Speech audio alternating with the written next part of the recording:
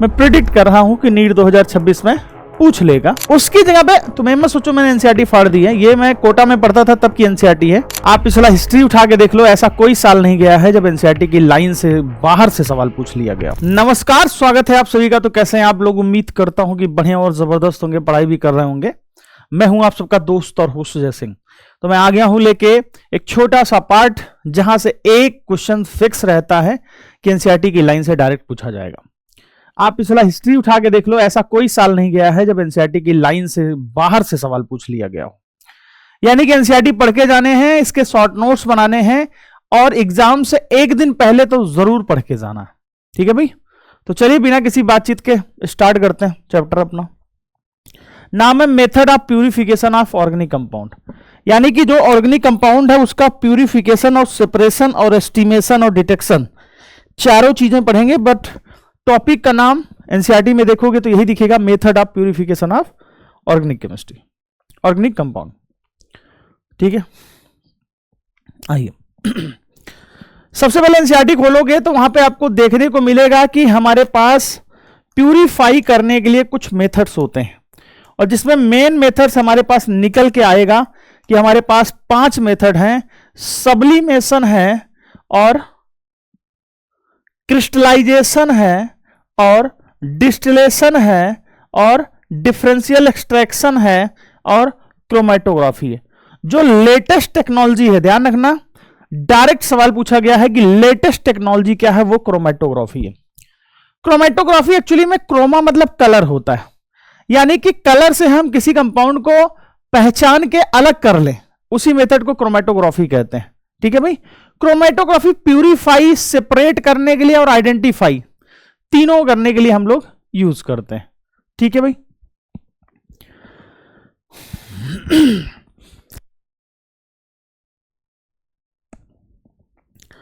लिखा है finally the purity of A compound is ascertained by determining its melting or boiling point. Most of the pure compounds have sharp melting point and boiling point. New method of checking the purity of an organic compound are based on different types of chromatographic and spectrographic techniques. ध्यान रखना, latest technique है ये sublimation. Sublimation जितना छोटा है देखने में उतना ही ज्यादा खतरनाक, इससे बहुत सवाल पूछे जाते हैं। इसी की लाइन से, इन्हीं की लाइन से जेईई मेन 2026 में सवाल पूछा गया। असर्शन रीजन में सवाल था। ठीक है? और मैं बात करूं लास्ट ईयर जेईई मेन 2025 में भी सवाल पूछा था। क्या? कि अगर सॉलिड से कोई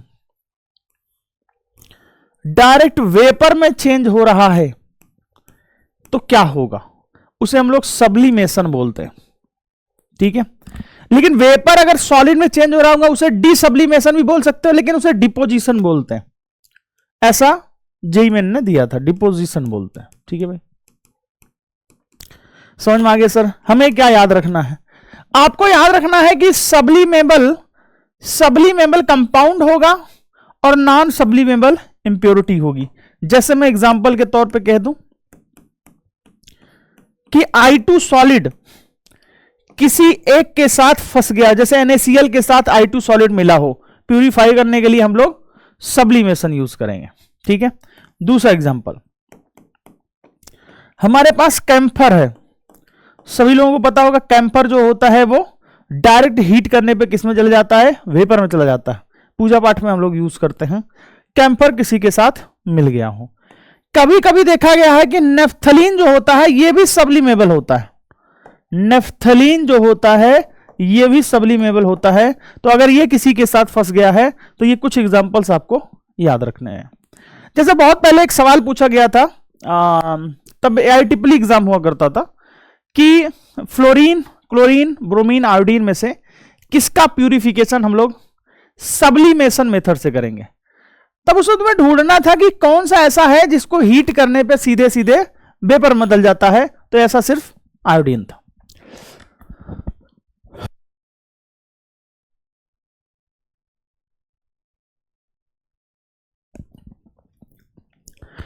क्रिस्टलाइजेशन में तुम्हें समझना है कि क्रिस्टलाइजेशन कब यूज करना है।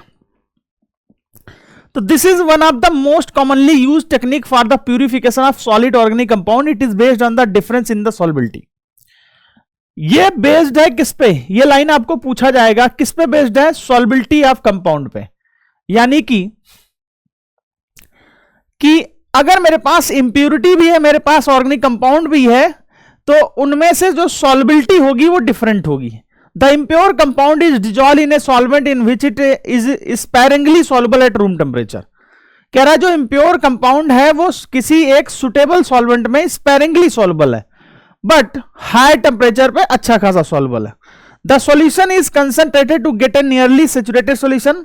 On cooling the solution, pure compound crystallize out and it is removed by filtration.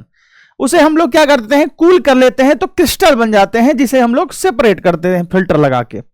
The filtrate, जिसे मदर लिक्विड कहते हैं, जो बचा हुआ है फिल्टर के बाद, contains impurity and small quantity of the compound. यानी कि कुछ क्वांटिटी उसमें बच जाएगी, और फिर हम कंपाउंड अगर हाईली सॉल्युबल है वन सॉल्वेंट में और वेरी लिटिल सॉल्युबल है अनदर सॉल्वेंट में, crystallization can be satisfactory carried out in mixture of this solvent. यानी कि उस सॉल्वेंट के साथ भी यूज कर सकते हो. Impurities which impart colour to the solution are removed by absorbing over the activated charcoal. Colour वगैरह रिमूव करने के लिए हम लोग एक्टिवेटेड चारकोल यूज करते हैं. बस आपको यही बातें याद रखनी है भाई. सॉल्युबिलिटी पे बेस्ड है, ठीक है ना भाई. आइए, क्रिस्टलाइजेशन, डिस्टिलेशन. डिस्टिलेशन में तुम्हें क्या याद रखना है कि क्या इनका मेथड है और क्या एग्जांपल है. This is important. Method is used to separate volatile liquid from non volatile impurity. यानी कि एक वोलेटाइल है, एक नॉन वोलेटाइल है. बढ़िया भैया, वोलेटाइल वाले को मजा आ जाएगा. The liquid having sufficient difference in their boiling point. बस यही दोनों बातें याद रख लेनी है. Liquid having different boiling point vaporise at different temperature. अगर डिफरेंट बॉइलिंग पॉइंट है तो डिफरेंट टेम्परेचर वेपराइज होगा, उसे हम कलेक्ट कर लेंगे अलग अलग. ठीक है. The vapours are cooled and the liquid so formed at collected separately. Chloroform and aniline, ध्यान रखना, क्लोरोफॉर्म एंड एनिलीन को सेपरेट करने के लिए हम लोग ये मेथड यूज करते हैं. ठीक है भाई. इससे ज्यादा तो मैं इसमें कुछ नहीं याद रखना. ये इसका स्ट्रक्चर है. स्ट्रक्चर हमारे सिलेबस में नहीं है, मतलब ऐसा नहीं है कि सिलेबस में नहीं है, बस ये है कि जेईई मेन पूछता है लेकिन नीट नहीं पूछता है. ठीक है भाई. आइए, फ्रैक्शनल डिस्टिलेशन क्या कहता है? फ्रैक्शनल डिस्टिलेशन कहता है if the difference in boiling points of two liquid is not much. अगर इनके बीच जो बॉइलिंग पॉइंट का डिफरेंस है वो बहुत ज्यादा नहीं है. बहुत ज्यादा है तब तो सिंपल डिस्टिलेशन कर ले रहे हैं, और बहुत ज्यादा नहीं है तो फिर हम लोग फ्रैक्शनल डिस्टिलेशन करेंगे. Simple distillation can not be used to separate the vapours of such liquids are formed within the same temperature range and rare condense simultaneously. The technique of fractional distillation is used in such cases. In this technique, vapors of liquid mixtures are passed through a fractionating column. तो हम लोग एक fractionating column बना लेते हैं. क्या बनाते हैं? फ्रैक्शनेटिंग कॉलम बनाते हैं. फ्रैक्शनेटिंग कॉलम क्या करता है कि जब यहां से लिक्विड उठ के जाएगा, पहले जो वेपर जाएगा वो कंडेंस होकर नीचे आएगा. कंडेंस होकर नीचे आएगा तो जो बाद में वेपर बन के जा रहा होगा उसको भी नीचे लेके चला आता है. यही इसका पार्ट है. The fractionating column is fitted over the mouth of round bottom. Vapors of the liquid with higher boiling point condense before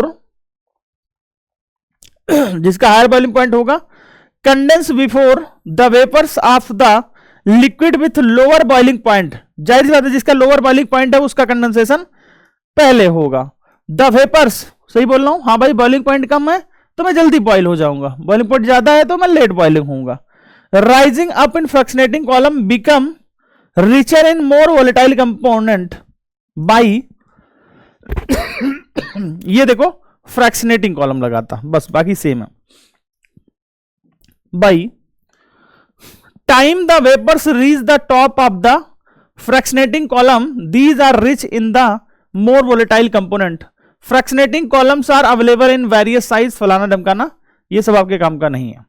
ठीक है. इसमें जो सबसे इंपॉर्टेंट चीज है वो इसके एग्जाम्पल होंगे कि some of the containing vapours of revaporise the vapours thus becomes richer in lower boiling point. ये तुम्हें थोड़ा थोड़ा याद रखना है, बस मेन तो यही है कि भैया बॉइलिंग पॉइंट में क्या होता है, बहुत कम डिफरेंस होता है। One of the technological application of fractional distillation separate different type, जैसे crude oil in petroleum industry. ध्यान रखना ये वाला भी एग्जांपल पूछा गया, लेटेस्ट पूछा गया है 26 में, यानी कि आपसे पूछ लेगा कि crude oil in petroleum industry में प्यूरिफिकेशन कैसे करते हैं, किस मेथड से करते हैं। तो तुम्हें याद रखना पड़ेगा फ्रैक्शनल डिस्टिलेशन। सिंपल डिस्टिलेशन से हमने क्लोरोफॉर्म और एनिलीन का किया था, ठीक है भाई। तीसरे नंबर पे आएगा डिस्टिलेशन अंडर रिड्यूस प्रेशर। इसमें क्या होता है कि बॉइलिंग पॉइंट का डिफरेंस तो होता है, लेकिन वो बॉइलिंग पॉइंट से अपने पहले टूट जाता है, मतलब बॉइल होने से पहले ही टूट जा रहा है, यानी कि उसकी बॉइलिंग पॉइंट को हमें कम करना पड़ेगा ताकि वो बॉइल हो जाए, टूटे ना। टूट जाएगा तो वो अपने आयन में चेंज हो जाएगा, तब तो फिर हम और दिक्कत हो जाएगी हमारे लिए, फिर हम और सेपरेट नहीं कर पाएंगे। इसीलिए this method is used to purify liquid having very high boiling points, those which decompose at और below their boiling point. High boiling point के लिए यूज करते हैं हम लोग, लेकिन वो पहले ही टूट जाते हैं। Such liquids are made to boil at a temperature lower than their normal boiling points, ठीक है ना। और आपको याद रख लेना glycerol can be separated from spent lye in soap industry. Glycerol को हम लोग सेपरेट करते हैं सोप इंडस्ट्री में। किसमें? सोप इंडस्ट्री में। बस दो बातें याद रखनी है जो मैंने ये अंडरलाइन की है, और ये वाली बात याद रखनी है आपको, ठीक है भाई। चलिए ये नॉर्मल प्लेट दिखा रखा है, इसकी कोई जरूरत नहीं है। ये फ्रैक्शनल अंडर रिड्यूस प्रेशर दिखा रहा है कि हम लोग प्रेशर को कैसे रिड्यूस करते हैं। यहां पे मैनोमीटर लगा देते हैं, वैक्यूम है, खींच लेते हैं तो प्रेशर रिड्यूस हो जाता है, जिससे बॉइलिंग पॉइंट घट जाता है, वो टूटने से पहले बॉइल होने लगता है। Steam distillation. स्टीम डिस्टिलेशन आपने ऑर्गेनिक में भी पढ़ी थी, मैंने आपको बताया भी था, मैंने बोला भी था कि भैया इससे सवाल आते हैं और आते रहेंगे, ये याद करके जाइए कि इसे मैं प्रिडिक्ट कर रहा हूं कि नीट 2026 में पूछ लेगा इसके बारे में। और इसके भी बारे में नहीं, ज्यादातर मैं बता दूं आपको, ये जो लिखा है ना aniline is separated by this technique from फलाने फलाने, ये पूछा जाएगा। तो क्या है पहले पढ़ लेते हैं। This technique is applied to separate substance which are steam volatile. ध्यान रखना, जो स्टीम वोलेटाइल होते हैं और इमिसिबल होते हैं वाटर के साथ। In steam distillation steam form A steam generator फलाना फलाना, वो क्या होते हैं उससे ज्यादा तुम्हें याद रखने की जरूरत नहीं है। लिखा दस if one of the substance in the mixture is water and other A water insoluble substance. कह रहा अगर एक वाटर है दूसरा एक वाटर इनसॉल्युबल सब्सटेंस है, then the mixture close to but below 373 Kelvin, a mixture of water and the substance is obtained which can be separated by using a separating funnel. Aniline is separated by this technique from aniline water mixture. और ये भी आपको देखने को मिलेगा भाई, ये आपको इंपॉर्टेंट है। क्या फंक्शन है, किसके लिए यूज करते हैं और क्या एग्जाम्पल है, वही बस यही चीजें आपको निकाल के चलनी है। बीच की चीजें आपको नहीं पढ़नी है, ना ही वो आपके लिए इंपॉर्टेंट है। Differential extraction. डिफरेंशियल एक्सट्रैक्शन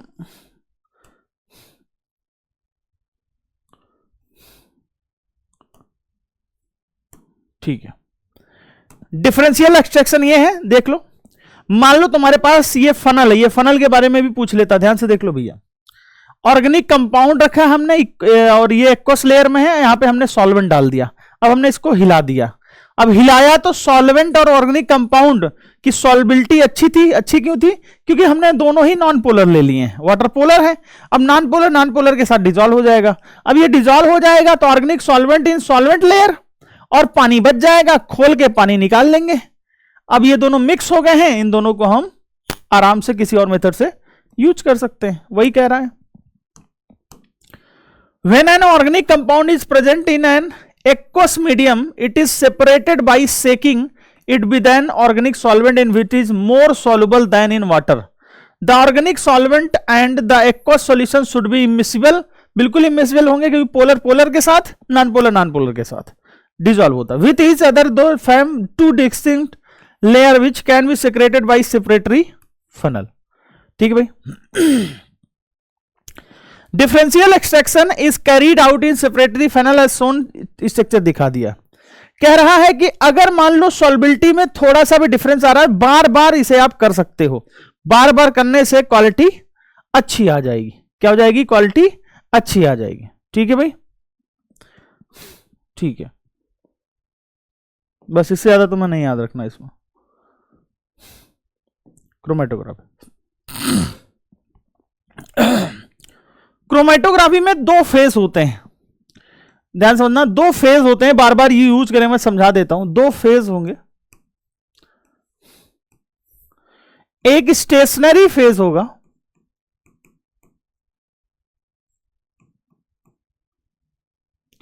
दूसरा मोबाइल फेज होगा। एक स्टेशनरी फेज होगा, दूसरा क्या होगा? मोबाइल फेज होगा। मोबाइल फेज जो होगा वो मूव करेगा और जो स्टेशनरी फेज होगा वो मूव नहीं करेगा। ठीक है, इसमें एडजॉर्प्शन का फिनोमेना लगता है। एडजॉर्प्शन का फिनोमेना लगता है जिसमें एडजॉर्बेंट होता है, जिसकी सरफेस पे हम जाके चिपकते हैं, और एडजॉर्बेट होता है। एक होता है एडजॉर्बेंट और एक होता है एडजॉर्बेट। एडजॉर्प्शन क्या होता है? सरफेस पे किसी मॉलिक्यूल का जाके चिपक जाना, यानी कि अंदर जाके मिक्स नहीं होना, सरफेस पे किसी मॉलिक्यूल का जाके चिपक जाना एडजॉर्प्शन कहलाता है। क्या कहलाता है? एडजॉर्प्शन कहलाता है। आइए पढ़ते हैं। Chromatography is an important technique extensively used to separate mixture into their components, purify compounds and also test the purity of compound. अगर आपसे सवाल पूछा जाए कि क्रोमेटोग्राफी किसके लिए यूज करते हैं, तीन बातों के लिए यूज करते हैं, ये आपको मैंने बता दिया। The name chromatography is based on the Greek word chroma, chroma मतलब होता है colour, was first used to separation of colored substance found in plants. In this technique the mixture of substance is applied onto a stationary phase, यानी कि एक stationary phase पे हम लोग apply करते हैं, which may be solid or liquid, यानी कि ये सॉलिड और लिक्विड हो सकता है। A pure solvent, a mixture of solvent or a gas is allowed to move slowly over the stationary phase, यानी कि जो मोबाइल फेज होंगे वो क्या हो सकते हैं? वो सॉल्वेंट हो सकते हैं और गैस हो सकते हैं। The components of the mixture get gradually separated from one to another. The moving phase is called the mobile phase. मैं तुम्हें एग्जांपल समझाता हूं। मान लो मेरे पास ये एक प्लेट है, इस प्लेट पे हमने सिलिका जेल लगा दी, जो किसका काम करेगा? जो काम करेगा स्टेशनरी फेज का। अब इस पे हमने कुछ प्रोडक्ट रख दिया जिसे हमें क्या करना है? प्यूरिफाई करना है। अब इसको हम किसी भी सॉल्वेंट में डालते हैं तो कैपिलरी एक्शन से पानी ऊपर चढ़ेगा। जब पानी ऊपर चढ़ेगा तो इनका जो मोबाइल फेज है, जिसको मूव करना है, वो अलग अलग मूव करेगा, क्योंकि जिसका जिसका एडजॉर्प्शन पावर अलग अलग होगा तो उसका मूव होने की टेंडेंसी भी अलग अलग होगी। और यही हम लोग क्रोमेटोग्राफी में करते हैं। मेन फिनोमेना यही है भाई। ठीक है, आइए अगर हम बात करें क्रोमेटोग्राफी की, तो दो प्रकार की क्रोमेटोग्राफी, एक एडजॉर्प्शन क्रोमेटोग्राफी है और एक पार्टीशियन क्रोमेटोग्राफी। पार्टीशियन क्रोमेटोग्राफी को कॉलम क्रोमेटोग्राफी भी बोला जाता है। आइए, एडजॉर्प्शन क्रोमेटोग्राफी क्या होता है? Adsorption chromatography based on the fact that different compounds are adsorbed on and adsorbent to different degree. जो एडजॉर्बेंट है, जो सरफेस है उस पे जो एडजॉर्ब होने की डिग्री है वो क्या है? डिफरेंट है। तब हम लोग यूज करते हैं एडजॉर्प्शन क्रोमेटोग्राफी। ठीक है, commonly used adsorbents are silica gel and alumina. जो हम लोग एडजॉर्बेंट जो सरफेस लेते हैं वो हम लोग एल्यूमिना जेल या सिलिका लेते हैं, सिलिका जेल या एल्यूमिना लेते हैं। When a mobile phase is allowed to move over a stationary phase, जिसे हम एडजॉर्बेंट कहते हैं, जिसे हम लोग क्या कहते हैं? एडजॉर्बेंट कहते हैं। मतलब स्टेशनरी फेज जो हमने बताया, स्टेशनरी फेज हमने प्लेट ले ली, अब उस पर हमने मोबाइल फेज रख लिया मूव करने के लिए। The components of the mixture move by bearing distance over the stationary phase following are two main types of chromatography. पहला है कॉलम क्रोमेटोग्राफी, दूसरा है थिन लेयर क्रोमेटोग्राफी। आइए दोनों समझते हैं। यहां से पढ़ के आपको समझ में आ गया होगा कि डिफरेंट डिग्री ऑफ एडजॉर्प्शन पे बेस्ड है। कॉलम क्रोमेटोग्राफी को मैं पहले स्ट्रक्चर से समझा देता हूं कि एक हम लोग ऐसा एक क्रोमेटोग्राफी के लिए हम लोग सेपरेशन ऑफ फनल लेते हैं। सबसे पहले यहां में नीचे हम लोग टाइट बांध लेते हैं, फिर ग्लास वूल लगाते थे ताकि कोई चीज लीक ना हो। फिर हम लोग एडजॉर्बेंट भरते हैं स्टेशनरी फेज, यानी कि जिस पे जाके चिपकेगा, ठीक है। उसके बाद हम मिक्सचर डाल देते हैं जिसको हमें प्यूरिफाई करना है, ऊपर से सॉल्वेंट। अब सोचो सॉल्वेंट धीरे धीरे आएगा, अगर सॉल्वेंट धीरे धीरे आएगा तो क्या इसको अलग अलग कर देगा? बिल्कुल अलग अलग कर देगा। यानी कि यहां से धीरे धीरे आएगा तो ये क्या करेगा, इन दोनों को अंदर लेके आएगा। तो ए ऊपर हो गया, बी प्लस सी नीचे हो गया। ये कैसे ऊपर नीचे हो रहा है, इनकी डिफरेंट डिग्री पे डिपेंड करता है, अभी बात करेंगे। और एक समय आएगा जब ये सॉल्वेंट धीरे धीरे इनको इतना पुश कर देगा कि ए बी सी तीनों अलग अलग हो जाएंगे। अब ए बी सी तीनों अलग अलग हो गए, इसको खोल के अलग अलग निकाल लो। ये हो गया तरीका, ठीक है भाई। लिखा column chromatography involve separation of a mixture over the column of adsorbent, ठीक है भैया। Packed in a glass tube, the column is fitted with a stop cock at the lower end. The mixture adsorbent is placed on the top of the adsorbent column packed in the glass tube. An appropriate eluent मतलब होता है solvent, which is a liquid or mixture of liquid is allowed to flow down the column slowly depending upon the degree of which its compounds are adsorbed. Complete separation takes place. अलग अलग degree पे अलग अलग वो adsorb हो जाते हैं। Substance are retained near the top and other come down to various distances in the column, ठीक है भाई। इतनी बात हमने आपको समझा दी। अब thin layer chromatography. Thin layer chromatography क्या है कि जो उसमें हम लोग सिलिका जेल ट्यूब में लेते थे, अब हम लोग प्लेट में लेंगे। एक कांच का प्लेट लेंगे, ठीक है, एक कांच का हम लोग ऐसे प्लेट ले लेंगे। Thin layer chromatography is another type of adsorption chromatography which involves separation of substance of a mixture over a thin layer and adsorbent. पहले हम इसके ऊपर एक लेप लगाएंगे। इसके ऊपर क्या करेंगे हम लोग? एक लेप लगाएंगे। एक इसके ऊपर क्या करेंगे हम लोग? एक लेप लगाएंगे। लेप किसका लगाएंगे? स्टेशनरी फेज का। लेप किसका लगाएंगे? स्टेशनरी फेज का। कितना मोटा? 0.2 mm, ध्यान रखना 0.2 mm मोटाई की इसके ऊपर लेप लगाएंगे। लगा दिया। अब नीचे से हमने एक पॉइंट कर लिया कि भैया नीचे से हमने पॉइंट कर लिया कितने डिस्टेंस में? 2 सेंटीमीटर की डिस्टेंस पे। कितने डिस्टेंस पे? 2 सेंटीमीटर के डिस्टेंस पे यहां पे हमने एक स्पॉट बना लिया। क्या बना लिया? स्पॉट बना लिया, ठीक है भैया। अब हमने इसको स्पॉट बना लिया है तो स्पॉट को हमने सॉल्वेंट में डाला। ध्यान रखना सॉल्वेंट में डाला। अब सॉल्वेंट कैपिलरी एक्शन से धीरे धीरे ऊपर चढ़ेगा, धीरे धीरे ऊपर चढ़ेगा। जब ऊपर चढ़ेगा तो इस वाले सैंपल को ऊपर लेके जाएगा। क्या लेके जाएगा? ऊपर लेके जाएगा, ठीक है भैया। एक होता है रिटार्डेशन फैक्टर। रिटार्डेशन फैक्टर कहता है कि distance moved by the substance from base line, distance moved by the solvent from base the line. Substance कितना मूव करता है? वो एक्स मूव कर रहा है, और बेस लाइन से सॉल्वेंट कितना मूव कर रहा है? वाई मूव कर रहा है। तो आपको कहीं ऐसा दिखा जाए तो रिटार्डेशन फैक्टर भी आप निकाल सकते हो। बहुत सिंपल है भाई, ठीक है।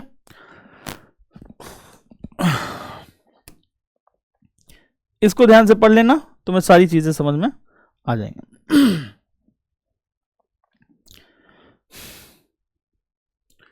ठीक है भाई। अब अगली इंपॉर्टेंट बात है, the spots of coloured compound are visible on TLC plate due to their original color. The spots of colorless compound which are invisible to the eye fluorescence ultraviolet light can be detected putting the plate under ultraviolet light. Another detection technique is to place the plate in covered jar containing a few crystal of iodine. ध्यान रखना, कई बार compound हमें दिखते नहीं है, तो हम उनका कलर पता करने के लिए आयोडीन के क्रिस्टल्स डालते हैं जो ब्राउन कलर के स्पॉट्स बनाता है, ठीक है ना। Spots of compound which adsorb iodine will be shown as brown spots. लेकिन कई बार हम लोग स्पेशल रिएजेंट भी डालते हैं, जैसे एमिनो एसिड के लिए लिखा है कि एमिनो एसिड में be detected by spraying the plate with निन हाइड्रोजन सॉल्यूशन। ध्यान रखना, हम लोग एमिनो एसिड्स के लिए एमिनो एसिड का पता करने के लिए क्या डालते हैं, निन हाइड्रोजन सॉल्यूशन डालते हैं। क्या डालते हैं, निन हाइड्रोजन सॉल्यूशन डालते हैं। ये आप जूलॉजी वगैरह में भी पढ़ते हो। अगला है पार्टीशियन। पार्टीशियन क्रोमेटोग्राफी को पेपर क्रोमेटोग्राफी भी कहते हैं। एकदम सिंपल है, सेम है, बस स्ट्रक्चर इसको समझ लेना है। एकदम सेम है कि जैसे हमने थिन लेयर क्रोमेटोग्राफी की थी ना, प्लेट डाली थी, अब हम उसकी जगह पे क्या कर दे रहे हैं, मैं आपको एक एग्जांपल ऐसे समझा देता हूं। अब उसकी जगह पे हम लोग पेपर ले रहे हैं, ये पेपर ऐसा, उसकी जगह पे तुम्हें मत सोचो मैंने एनसीईआरटी फाड़ दी है, ये मैं कोटा में पढ़ता था तब की एनसीईआरटी है, तो जाहिर सी बात है 2006 की एनसीईआरटी है तो चिथरा हो गया है। अब यार फट ही जाएगा ना, इतने साल से यूज कर रहा हूं, तो ये आप मत सोचो कि मैं इज्जत नहीं करता हूं, मैं बहुत इज्जत करता हूं। बहुत सारी किताबें हमने सजा के रखी, इज्जत करता हूं, तभी तो 2006 से पढ़ी है, ठीक है।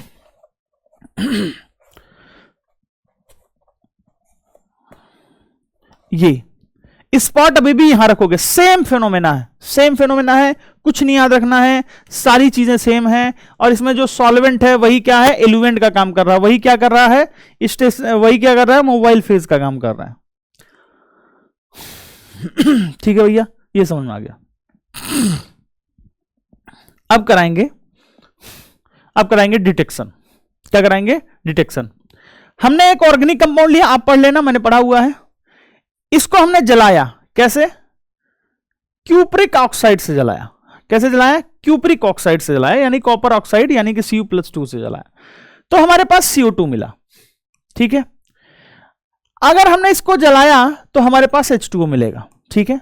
लेकिन हमें कैसे पता चलेगा, अगर CO2 में हमने कैल्शियम हाइड्रोक्साइड डाला और मिल्कीनेस आ गया, यानी कि कंफर्म हो जाएगा कि भैया CO2 मिला है, यानी कि कार्बन होगा उसमें, ठीक है। अगर हमने पानी मिला और इसमें हमने CuSO4 डाला और ब्लू कलर का मिल गया, किस कलर का, ब्लू कलर का सॉल्यूशन मिल गया, यानी कि कंफर्म हो गया भैया ये पानी था, और पानी किससे मिलता है, हाइड्रोजन से मिलता है। यही बातें आपको लिखी गई हैं, इसमें ज्यादा आपको लोड लेने की जरूरत नहीं है। किसी भी ऑर्गेनिक कंपाउंड को कॉपर ऑक्साइड के साथ जला दो, या तो CO2 मिलेगा या तो H2O मिलेगा। अब एक बार कैल्शियम हाइड्रोक्साइड डालो, अगर मिल्कीनेस आ गया तो भैया वो CO2 है, और पानी डाल दिया अगर ब्लू कलर आ गया तो भैया उसमें क्या है, H2O है। और CO2 कार्बन से क्या मिल रहा है, CO2, और हाइड्रोजन से क्या मिल रहा है, H2।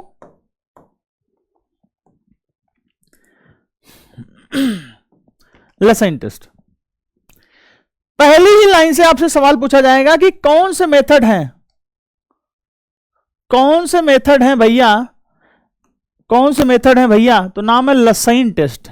भैया किन किन एलिमेंट के लिए करते हैं, नाइट्रोजन फास्फोरस सल्फर और हैलोजन, इन चारों के लिए क्या करते हैं, डिटेक्शन कराते हैं। क्या होता है, सबसे पहले हम ऑर्गेनिक कंपाउंड लेते हैं। ऑर्गेनिक कंपाउंड में जो होती है वो ऑर्गेनिक बॉन्ड होते हैं, मतलब कोवेलेंट बॉन्ड होते हैं। अब हम लोग सोडा एक्सट्रैक्ट डालते हैं, सोडियम डालते हैं, और यहां पे हम बनाते हैं सोडा एक्सट्रैक्ट। क्या बनाते हैं, सोडा एक्सट्रैक्ट। ये बनाने से क्या हो जाता है, इसकी आयनिक कैरेक्टर बढ़ जाती है। अब सोचो अगर सल्फर होगा तो सोडा एक्सट्रैक्ट Na2S बनाएगा। सोचो अगर कार्बन और नाइट्रोजन होगा तो NaCN बनाएगा। सोचो कार्बन सल्फर और नाइट्रोजन होगा, कार्बन तो होगा ही ऑर्गेनिक है, तो NaCN बनाएगा। सोचो अगर हैलोजन है तो क्या बनाएगा, NaX बनाएगा। क्या होता है, क्यों बनाते हैं, आयनिक कैरेक्टर को बढ़ाने के लिए। क्या करते हैं, आयनिक कैरेक्टर को बढ़ाने के लिए हम लोग सोडा एक्सट्रैक्ट बनाते हैं। सोडा एक्सट्रैक्ट बना देंगे, फिर क्या हो जाएगा, फिर अलग अलग टेस्ट करेंगे। फिर हम टेस्ट करेंगे नाइट्रोजन का। नाइट्रोजन का टेस्ट कैसे करना है, ध्यान से समझना। आपके पास NaCN है, सोडा एक्सट्रैक्ट, इसकी रिएक्शन आप करा दो FeSO4 से और साथ में H2SO4 से। अब क्या हो जाएगा, H2SO4 इसको ऑक्सीडाइज कर देगा किसमें, Fe+3 में, और साथ में क्या हो जाएगा, साथ में क्या हो जाएगा, साथ में क्या हो जाएगा, क्या FeCN होल पावर 6 4- बना लेगा। कुछ तो H2SO4 इसको ऑक्सीडाइज कर देगा, कुछ तो इसके साथ कंपाउंड बना लेगा। अब ये दोनों जब मिलके कंपाउंड बनाएंगे तो फेरी फेरो बनाएंगे, Fe4 हो जाएगा, FeCN होल पावर 6 थ्राइस हो जाएगा। इसको बोलते हैं फेरी फेरो, और ये प्रशियन ब्लू कलर का होता है। इसका ऑक्सीडेशन नंबर +3 है और इसका ऑक्सीडेशन नंबर +2 है। ध्यान रखना भाई, प्रशियन ब्लू कलर बनाते हैं, और प्रशियन ब्लू कलर कंफर्म करता है। और ध्यान रखना, इसका आईपीएससी नाम भी पूछा जा सकता है, यह भी बहुत इंपॉर्टेंट है। यह आपको कोऑर्डिनेशन कंपाउंड में पढ़ने को मिला होगा। आइए सल्फर का डिटेक्शन करते हैं। सल्फर के 2 मेथड हैं। अगर आपके पास Na2S है और आपने लेड एसीटेट डाल दिया, क्या डाल दिया, लेड एसीटेट डाल दिया, भैया लेड एसीटेट डाल दिया तो आपके पास क्या मिल जाएगा, PbS कलर का ब्लैक कलर मिल जाएगा, जो कंफर्म करता है कि कंपाउंड में सल्फर था। अगर आपके पास Na2S है, आपने नाइट्रोप्रोसाइड डाल दिया, क्या डाल दिया, नाइट्रोप्रोसाइड डाल दिया। 2 टेस्ट है, आपने नाइट्रोप्रोसाइड डाल दिया तो यानी कि NO के साथ S लग जाएगा, एक वायलेट कलर का कंपाउंड मिलेगा। क्या हो जाएगा, एक वायलेट कलर का कंपाउंड मिलेगा, जो कंफर्म करता है कि भैया क्या है, बताइए भैया क्या है, सल्फर है। लेकिन अगर मान लीजिए किसी कंपाउंड में सल्फर कार्बन नाइट्रोजन तीनों होंगे, कार्बन तो होगा ही, सल्फर नाइट्रोजन दोनों, और इसकी रिएक्शन हम लोग करा दें किससे भैया, आयरन के साथ। किसके साथ, आयरन के साथ। और आयरन के साथ ये मिलके क्या बना लेगा, FeSCN2+, जो ब्लड रेड खूनी लाल जैसा हो जाएगा। क्या हो जाएगा, खूनी लाल जैसा हो जाएगा। और खूनी लाल कंफर्म करता है कि इस कंपाउंड में सल्फर और नाइट्रोजन थे। अगर आपको यह टेस्ट नहीं कराना है तो आपको क्या कराना है, NaSCN में और सोडियम डाल दो, और सोडियम डालोगे ये टूट जाएगा, और टूट जाएगा तो Na2S बन जाएगा और NaCN बन जाएगा। जब Na2S और NaCN बन जाएगा तो क्या कर सकते हो, तो भैया इनका अलग अलग टेस्ट करा लो, ये सल्फर का टेस्ट देंगे, ये नाइट्रोजन का टेस्ट देंगे, हो जाएगा। Colour is very important, compound में कलर बहुत इंपॉर्टेंट। हैलोजन के टेस्ट में सबसे पहले हम क्या करते हैं, ऑर्गेनिक कंपाउंड लेते हैं और सोडियम डालते हैं और हमारे पास सोडा एक्सट्रैक्ट बनता है। क्या बनता है, सोडा एक्सट्रैक्ट।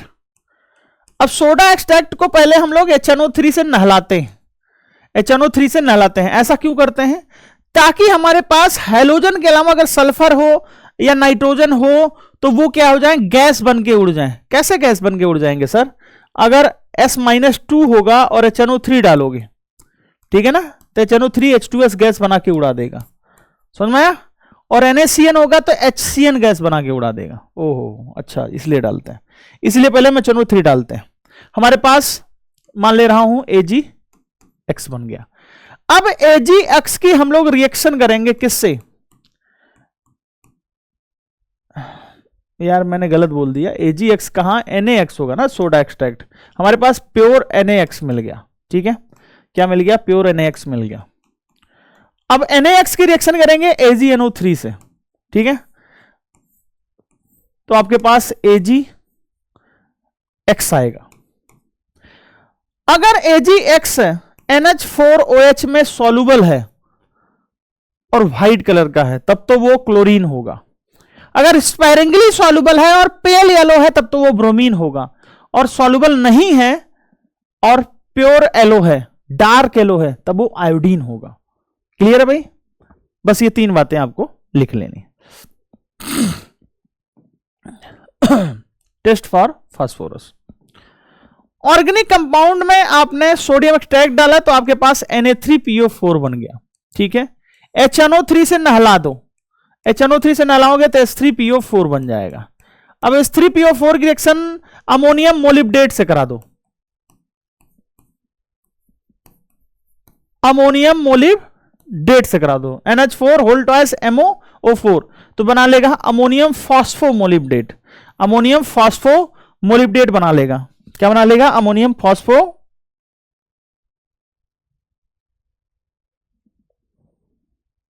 अरे बाप रे कांच घुस गया भाई, अमोनियम फॉस्फोमोलिब्डेट बना लेगा। इसका मोलिकुलर वेट 1877 होता है, याद रखना, क्योंकि अभी हम लोग यूज करेंगे। ठीक है भाई। और ये येलो कलर का होता है। किस कलर का होता है? येलो कलर का होता है। किस कलर का होता है? येलो कलर का होता है। और येलो कलर कंफर्म करता है कि भैया हमारे पास जो ऑर्गेनिक कंपाउंड था उसमें क्या था? फास्फोरस था। उसमें क्या था? फास्फोरस था। क्लियर है अभी?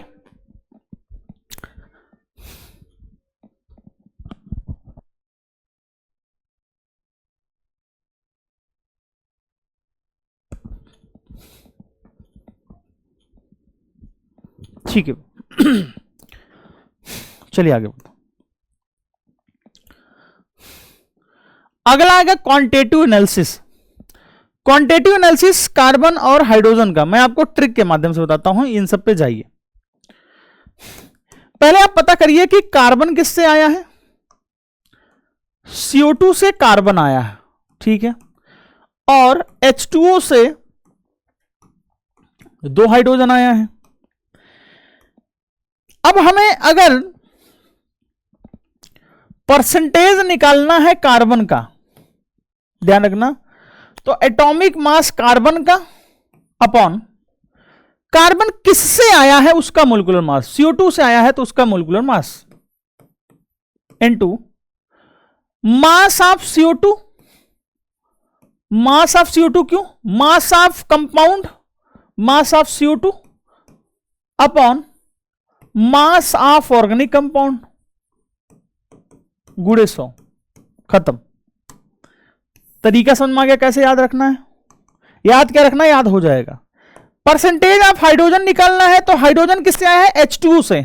कितना हाइड्रोजन है? 2, तो 2 का atomic mass 2 upon 18 into mass of CO2 की जगह क्या लिखोगे? Mass of H2O।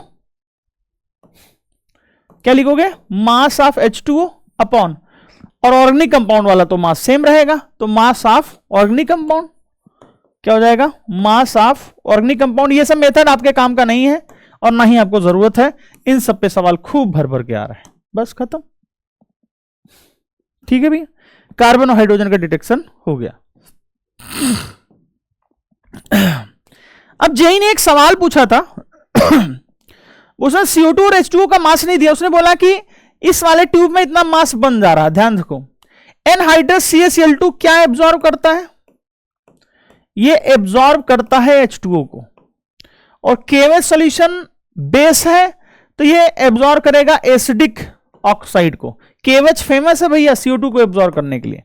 कल को आपसे सवाल बोला जाएगा कि इसके कॉलम में ये जो U2 बल्ब है इसका मास बढ़ गया 10 ग्राम, तो यानी कि 10 ग्राम पानी का मास है। इसका मास बढ़ गया यानी कि जितना बढ़ा है उतना मास किसका है भैया? CO2 का है। क्लियर है भाई? चलिए वही आएगा काट पीट के। ये सवाल है, सवाल कर लेना आप। नाइट्रोजन, अब नाइट्रोजन में तुम्हारे पास 2 मेथड है। नाइट्रोजन में तुम्हारे पास 2 मेथड है। पहला है ड्यूमा। ड्यूमास मेथड में, ड्यूमास मेथड में तुम जो नाइट्रोजन का डिटेक्शन करते हो वो किससे करते हो? N2 से करते हो। किससे करते हो? N2 से करते हो। ठीक है, अब इसका मैं तरीका बता दे रहा हूं। परसेंटेज ऑफ नाइट्रोजन निकालने का तरीका जो हो जाएगा वो हो जाएगा volume of N2 at STP divided by 8W।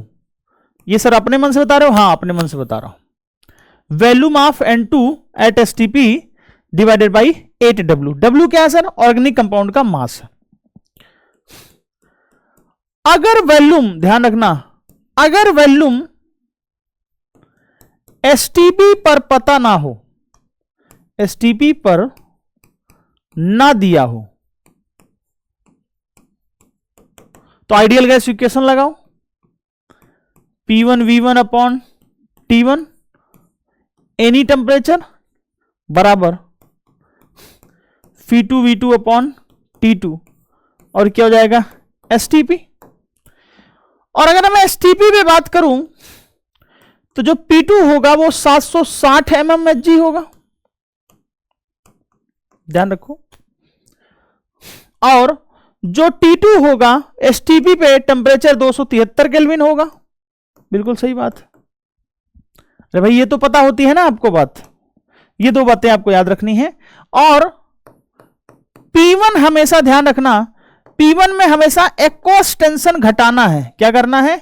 Aqueous tension घटाना है हमेशा।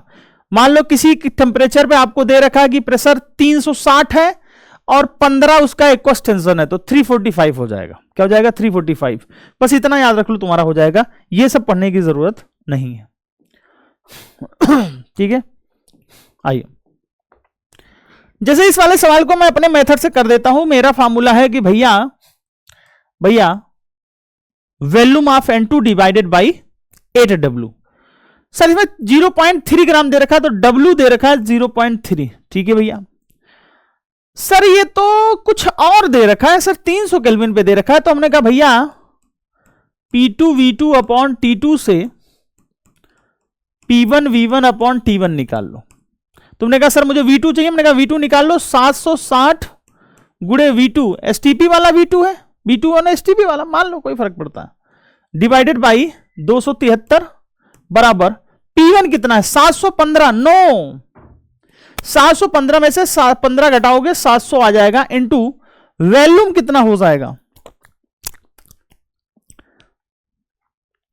वॉल्यूम कितना हो जाएगा? वॉल्यूम हो जाएगा 50 ml डिवाइडेड बाई टेम्परेचर कितना दे रखा है? 300। तो यहां से जो V2 निकल के आएगा वो 41.9 ml आएगा। अब मुझे परसेंटेज निकालना है नाइट्रोजन का, तो मैं लिखूंगा वॉल्यूम ऑफ, मैंने बताया था volume of N2 at STP upon 8W। अब 8W में काट पीट के पहले लिख देता हूं, इसमें फॉर्मूला थोड़ा बड़ा लंबा चौड़ा लिखा।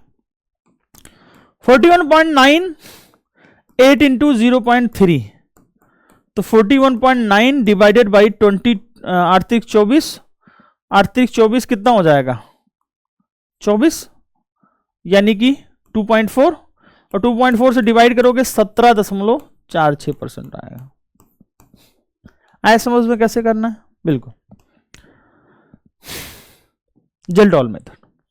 दूसरा मेथड है जेल्डॉल मेथड।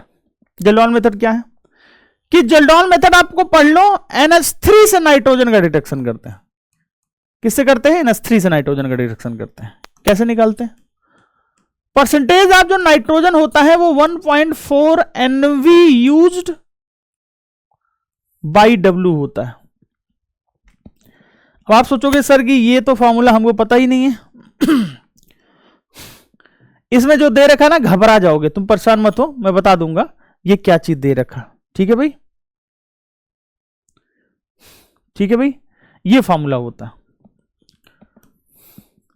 अब ये NV यूज क्या होता है? जो N होता है वो होती है नॉर्मेलिटी किसकी? एसिड की, जो मोलरिटी इंटू N फैक्टर होती है। और जो वॉल्यूम यूज्ड होता है वो होता है वॉल्यूम ऑफ एसिड। क्या होता है? वॉल्यूम ऑफ एसिड होता है। ठीक है भाई, इतना फॉर्मूला लगाना है। आइए, कह रहा है कि during estimation of nitrogen present in an organic compound by Kjeldahl's method the ammonia, तो W की वैल्यू दे रखी है 0.5। न्यूट्राइल वॉल्यूम दे रखा है एसिड का 10 ml, और नॉर्मलिटी दे रखा है 1 इंटू 2। 1 इंटू 2 क्यों किया सर? क्योंकि H2SO4 का जो N फैक्टर है ना, H2SO4 का N फैक्टर वो कितना है? 2 है। H2SO4 का N फैक्टर कितना है? 2 है। तो भैया परसेंटेज ऑफ नाइट्रोजन लगाने का तरीका बता दो सर। तो भैया फॉर्मूले में पुट कर दो 1.4 इंटू 2 इंटू 10 डिवाइडेड बाई 0.5 हो जाएगा। और ये 20 दूनी 14 दूनी जितना भी हो जाएगा, कितना हो जाएगा, 10 दूनी 20, 20 और 14 कितना होता है, 14 दूनी 28, 28 अपॉन 0.5 कितना हो जाएगा, 56% हो जाएगा।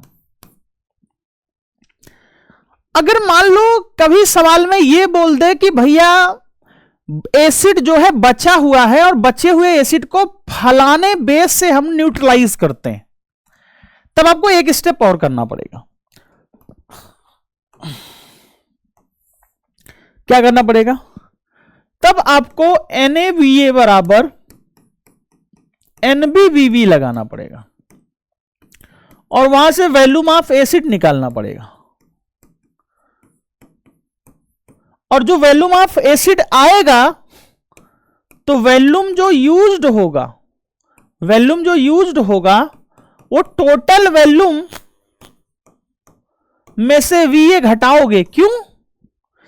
क्योंकि उतना तो बचा हुआ था ना, जो बचेगा वही तो बेस के साथ न्यूट्रलाइज करेगा। खत्म खत्म। दूसरा सबसे इंपॉर्टेंट बात, अगर आपके पास नाइट्रोजन रिंग में होगा, दूसरा नाइट्रो में होगा और एजो में होगा, तो आप इन तीनों जगह पे जेल्डॉल मेथड नहीं लगा सकते हैं। मत करो, जेल्डॉल मेथड नहीं लगा सकते हैं। खूब भर भर के सवाल पूछे जा रहे हैं। मैं आपको प्रिडिक्ट कर रहा हूं कि अगर न्यूमेरिकल नहीं पूछा तो यह जरूर पूछा जा सकता। ठीक है भैया, जितनी बातें मैं बता रहा हूं उतना नोट करते जाओ, तुम्हारा सारा काम हो जाएगा। ये देखो एनसीईआरटी में लिखा, Kjeldahl method is not applicable to compounds containing nitrogen in nitro and azo groups and nitrogen present in the ring, as nitrogen of these compound does not change to ammonium sulfonate under these condition। यही reason है कि वो ammonium sulphate नहीं बनाते हैं, जिस वजह से हम लोग उसका डिटेक्शन नहीं कर सकते। हेलोजेंस, हेलोजेंस आपको पता है, आपको पता है कि जो AgBr है, जो AgCl है, उससे आ रहा है Cl, तो परसेंटेज ऑफ Cl क्या हो जाएगा, क्लोरीन का एटॉमिक मास 15.5, जैसे तरीका पहले बताया था, याद किया आप लोगों ने, 143.5 AgCl का mass into mass of AgCl, जैसे CO2 का लिखते थे, upon mass of organic compound को हमने W माना तो W लिख लो इनटू 100। अब जो हमारे पास AgBr है, ज्यादा तुम्हें लोड नहीं लेना भैया, अब थ्योरी पढ़ के कोई फायदा नहीं है, उससे Br आ रहा है, तो परसेंटेज ऑफ Br क्या हो जाएगा, क्या 80 होता है Br का, AgBr क्या हो जाएगा 188 गुणे mass of AgBr divided by W गुणे 100।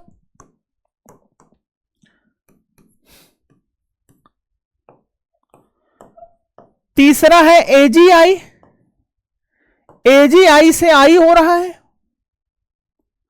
और परसेंटेज ऑफ I क्या हो जाएगा, आयोडीन होता 127 अपॉन Ag क्या हो जाएगा 8, 8 जोड़ोगे अगर तो 235 into mass of AgI upon, ये बच्चों को बहुत पसंद आता है कि डायरेक्ट फॉर्मूला पता चल जाए, सर कौन किससे आ रहा है, कौन किससे आ रहा है ये पता चल जाए तो सर मजा ही आ जाए। तो ये तो हमने पढ़ा है, आगे तीनों फॉर्मूले भर भर के खूब सवाल आ रहे हैं इसमें, वनली फॉर्मूला याद रखना, इसे कैरियस मेथड कहते हैं। अब आपसे पूछ सकता है कैरियस मेथड्स, तो कैरियस मेथड, लीविंग मेथड आप पढ़ चुके हो, ये हेलोजन है, ये हेलोजन है, ये हेलोजन है, सल्फर, सल्फर का यहां पे क्राइटेरिया बदल जाता है, सल्फर आता है BaSO4 से, सल्फर आता है BaSO4 से, तो परसेंटेज आप जो सल्फर हो जाएगा, सल्फर होता है 32 और BSO4 होता है 233 इंटू क्या फॉर्मूला हो जाएगा, मास ऑफ, ये इंपॉर्टेंट है, ये हमने बता दिया, मास ऑफ BSO4 और ऑर्गेनिक कंपाउंड का मास हमने W मान लिया है इंटू 100। लगाओ फॉर्मूला, निकाल लो। इसीलिए कह रहा हूं कि छोटे छोटे पॉइंट्स में बदलो, दुनिया के कोई भी सवाल करोगे हो जाएगा भाई, कोई भी सवाल करोगे हो जाएगा।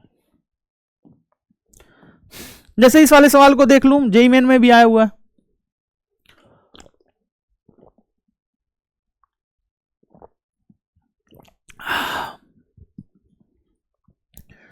परसेंटेज आप मुझे सल्फर निकालना है, 32/233 कर दिया into in sulphur estimation organic compound gave फलाना ग्राम ऑफ बेरियम सल्फोनेट, यानी कि 0.4813 upon 0.157 into 100।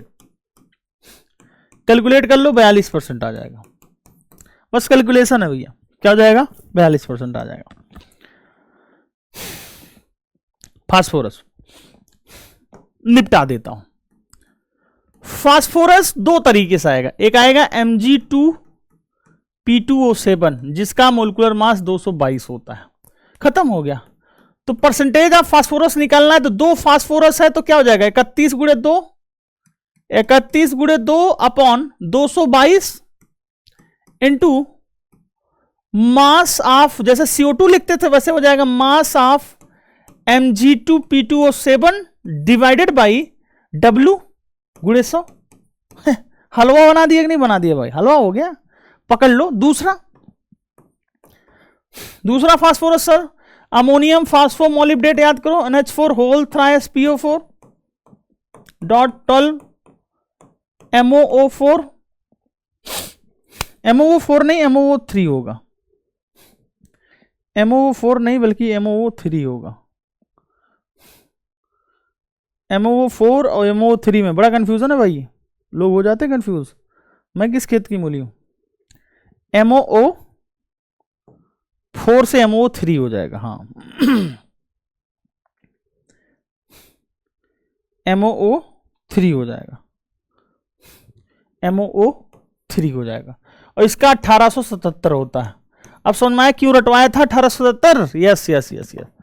Percentage of phosphorus short notes बनाओ, एक पेज में नोट्स बनाओ, बच्चे एक पेज में नोट बना के जाते हैं। 31/1877 into mass of this upon W गुणे 100, खत्म।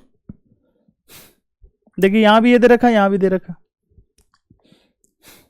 जो इसने अपने भाषा में समझाया वही मैंने अपने भाषा में समझा दिया। ऑक्सीजन का निकालने का तरीका नहीं है। ऑक्सीजन का क्या होता है, परसेंटेज ऑफ ऑक्सीजन निकाल लो, 100 minus percentage of carbon plus percentage of hydrogen plus percentage of nitrogen, जो भी है घटा दो। पहला तरीका तो ये ऑक्सीजन निकालने का। दूसरा तरीका क्या है कि कंपाउंड को हीट करो, O2 मिलेगा, O2 के कार्बन के साथ रिएक्शन बनाओ, CO बनेगा। CO के डिटेक्शन के लिए I2O5 लगाते हैं, जो CO2 बनाता, क्या बनाता है, CO2 बनाता। तो निकल के आएगा कि परसेंटेज ऑफ जो ऑक्सीजन होगा वो 32/88 हो जाएगा, क्योंकि 2 कार्बन आ रहे हैं, 2 मोल CO2 से आ रहा है O2, ठीक है, इंटू X बाई W गुणे 100, ठीक है ना। ये X क्या हो जाएगा, कार्बन डाइऑक्साइड हो जाएगा, मास ऑफ CO2 हो जाएगा। ठीक है भाई, आपको याद नहीं रखना, लेस इंपॉर्टेंट है, ठीक है। फिर भी अगर मन करे तो आप कर सकते हो।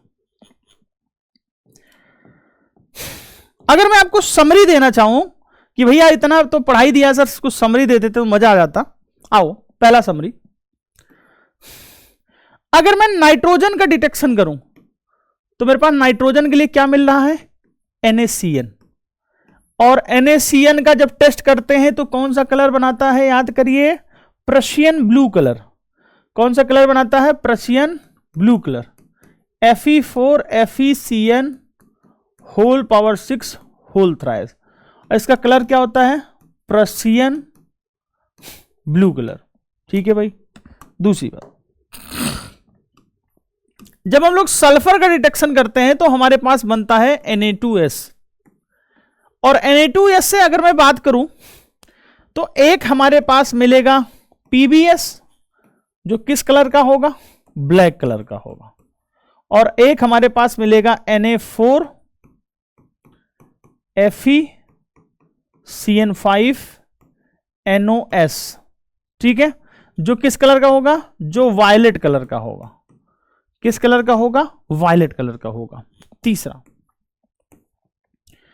अगर मेरे पास सल्फर और नाइट्रोजन दोनों हैं तो हमारे पास बनेगा NaSCN जो बनाएगा FeSCN2+ का चार्ज, FeSCN2+ का चार्ज, ठीक है, जो रेड ब्लड कलर का होता है, रेड ब्लड कलर का होता है, ठीक है भैया।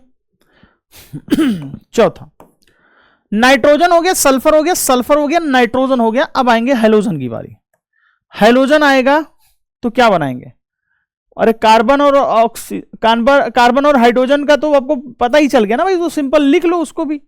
हेलोजन आएगा AgX, और AgX बनाएगा AgCl, और सॉल्युबल होगा किससे, NH4OH से क्या होगा, सॉल्युबल होगा और व्हाइट कलर का होगा। लेकिन अगर AgBr आएगा तो स्पायरिंगली सॉल्युबल होगा और पेल येलो होगा, और AgI आएगा तो इनसॉल्युबल होगा और कैसा होगा, डार्क येलो होगा। कैसा होगा, डार्क येलो होगा, ठीक है भाई। क्या इतनी बात समझ में आ गई। अगर फास्फोरस आएगा तो वो बनाएगा Na3PO4, और वो अमोनियम फास्फोमोलिब्डेट बनाएगा, NH4 whole thrice PO4.12 MOO3, और इसका कलर कैसा हो जाएगा, येलो कलर का हो जाएगा। ये एक पेज पे आप समराइज कर लो। अगर इसे आप एक पेज पे समराइज कर लोगे तो आपका एक काम हो जाएगा भैया कि हमें याद हो गया। अगर मान लो तुम कार्बन और हाइड्रोजन का भूल जाओगे, सर हम कार्बन और हाइड्रोजन का भूल जाएंगे, तो उसको भी इसी में ऐड कर लो, उसको भी इसी में ऐड कर लो। कार्बन आएगा, CO2 बनाएगा और कैल्शियम हाइड्रोक्साइड के साथ मिल्की कलर दे देगा, ठीक है, ठीक है ना, इसे 0 पॉइंट डाल लो। और हाइड्रोजन आएगा, H2O बनाएगा और CuSO4 के साथ ब्लू विट्रॉल बनाता है, ब्लू कलर का हो जाएगा। ये कलर्स बताएंगे कि उस ऑर्गेनिक कंपाउंड में कौन से लोग प्रेजेंट हैं। अब आपको एक स्लाइड और बनानी है और लिखना है कि कार्बन से क्या आया है, CO2 आया है, तो परसेंटेज ऑफ कार्बन क्या हो जाएगा, 12/44 इंटू, इसे हम x मान लेते हैं, तो x/W, W क्या हो जाएगा, ऑर्गेनिक कंपाउंड इंटू 100। फिर दूसरी लाइन में लिखना है कि हाइड्रोजन से 2 हाइड्रोजन आए हैं H2O से, ठीक है, तो परसेंटेज ऑफ हाइड्रोजन निकालने का तरीका हो जाएगा 2/18 इंटू x हो जाएगा ये, जिससे वो आ रहा है x/W इंटू 100 हो जाएगा। तीसरा,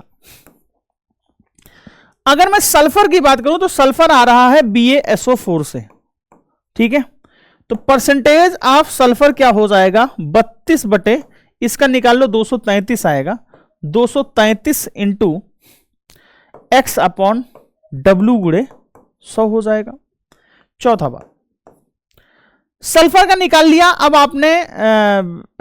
आपने कार्बन का निकाल लिया, हाइड्रोजन का निकाल लिया, नाइट्रोजन और हेलोजन बचे, तो हेलोजन में कैसे हो जाएगा। अगर मैं कहूं कि Cl आ रहा है AgCl से, तो भैया परसेंटेज ऑफ Cl क्या हो जाएगा, 35.5 अपॉन 143.5 इंटू x/W गुणे 100, तो Br आएगा AgBr से, I आएगा AgI से। पांचों, परसेंटेज ऑफ नाइट्रोजन निकालना है तो भैया दो फॉर्मूले हैं, 1.4 NV यूज्ड अपॉन W, ठीक है, दूसरा नाइट्रोजन है 1/8 W into volume of N2 at HTP। छठा, फास्फोरस है तो दो तरीके से है वो, एक तो Mg2P2O7 से आ रहा है और एक आ रहा है अमोनियम फॉस्फोमोलिब्डेट से, अमोनियम फॉस्फोमोलिब्डेट से।